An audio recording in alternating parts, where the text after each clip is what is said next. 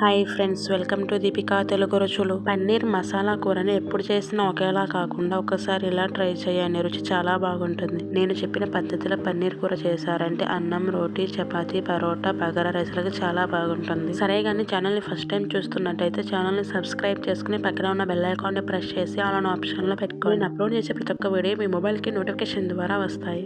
ఇప్పుడు simple and టేస్టీగా ఇంట్లో అందరికీ నచ్చేలా పన్నీర్ మసాలా కూరని ఎలా చేయాలో ఈ వీడియోలో చూద్దాం. పన్నీర్ కూరలోకి మసాలా కోసం ప్యాన్లోకి తరిగిన ఉల్లిపాయ, టమాటా, పచ్చిమిరపకాయ ముక్కల్ని వేసి ఒకసారి బాగా కలిపి మూత పెట్టి 2 నిమిషాలు మగ్గనివ్వాలి. 2 నిమిషాల తర్వాత మూత తీసి ఉల్లిపాయ, టమాటా ముక్కల్ని ఒకసారి బాగా కలుపుకొని ఇందులోకి ఇంచు అల్లం, 10 పొట్టు తీసిన వెల్లుల్లి, కొద్దిగా కాజు, 2 ఇలాచి, 1 స్టార్ పువ్వు అంటే అనాస పువ్వు, చిన్న దాల్చిన చెక్క, 2-3 లవంగాలు వేసుకుని ఒకసారి బాగా కలుపుకోవాలి.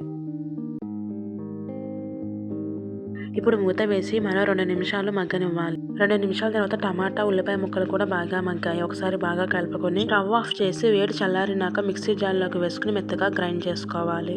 ఇప్పుడు అదే ప్యాన్లోకి 1 స్పూన్ బటర్ వేసుకోవాలి. పన్నీర్ కూరకి బటర్ చాలా బాగుంటుంది. పన్నీర్ని ఇలా చిన్న చిన్న క్యూబ్స్ గా కట్ చేసుకోవాలి. పన్నీర్ పీసెస్ ని ప్యాన్లోకి వేసుకుని ఒకసారి బాగా కలుపుకుని లైట్ గోల్డెన్ కలర్ వచ్చే వరకు ఫ్రై చేసుకోవాలి. పన్నీర్ని బటర్, ఆయిల్ లేదా గీ వేసైనా ఫ్రై చేసుకోవచ్చు. పన్నీర్ని ఇలా ముందుగా ఫ్రై చేయడం వల్ల తినేటప్పుడు పంటికి అంటకుండా, కూర వండేటప్పుడు పొడవకుండా ఉంటుంది. పన్నీర్ని వీడియోలో నేను చూపిస్తున్న విధంగా ఫ్రై చేసుకుంటే సరిపోతుంది. ఇప్పుడు దీన్ని వేరొక బౌల్లోకి తీసుకోవాలి. ఇప్పుడు అదే ప్యాన్లోకి మరో 1 టేబుల్ స్పూన్ బటర్ని వేసుకోవాలి. బటర్ మెల్ట్ అయ్యాక అందులోకి 2 లవంగాలు, 1 అనాస పువ్వు, చిన్న దాల్చిన చెక్క, 2 బిర్యానీ ఆకులు, 1 టేబుల్ స్పూన్ సోంపు వేసి ఒకసారి బాగా కలుపుకోవాలి. ఇందులోకి రుచికి సరిపడా ఉప్పు, 1/2 టీ స్పూన్ పసుపు, 1 టేబుల్ స్పూన్ కారం, 1 టీ స్పూన్ గరం మసాలా వేసి ఒకసారి బాగా కలుపుకోవాలి. ఉప్పు, కారం, పసుపు వీటిని ముందే వేసి ఫ్రై చేయడం వల్ల కూర చాలా రుచిగా ఉంటుంది. ఇప్పుడు ఇందులోకి గ్రైండ్ చేసిన మసాలా పేస్ట్ని వేసి ఒకసారి బాగా కలుపుకోవాలి.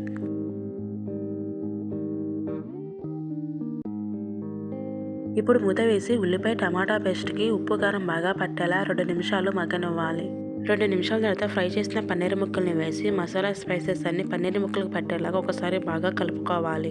గ్రేవీ కోసం కూరలోకి 3/4 గ్లాసు నీళ్లు పోసుకుని గిన్నె అంచుకు మసాలా ఏమీ లేకుండా శుభ్రంగా కలుపుకోవాలి. మంటని మీడియం ఫ్లేమ్లో పెట్టుకుని 6 to 7 మినిట్స్ ఉడికించుకుంటే సరిపోతుంది. ఈ వీడియో మీకు నచ్చినట్టయితే ప్లీజ్ లైక్ చేసి షేర్ చేయండి. మీరు సపోర్ట్ చేస్తున్నాయి కదా ఇలాంటి మరిన్ని వీడియోస్ని నేను క్రియేట్ చేసేది. కూరని మధ్యలో కలుపుకుంటూ ఉండాలి, లేకుంటే మసాలా అడుగంటుకుంటుంది.